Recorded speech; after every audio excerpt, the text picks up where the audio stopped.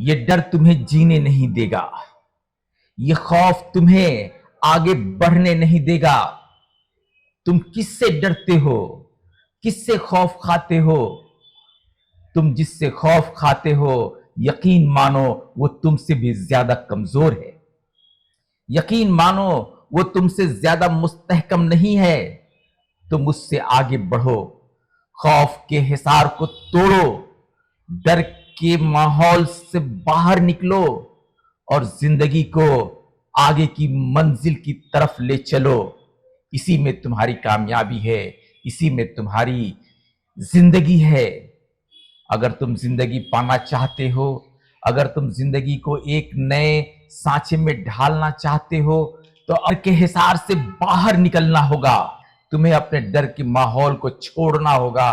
तुम्हें इस दुनिया में बोल्डली काम करना होगा, आगे बढ़ना होगा। यही तुम्हारी कामयाबी का राज है।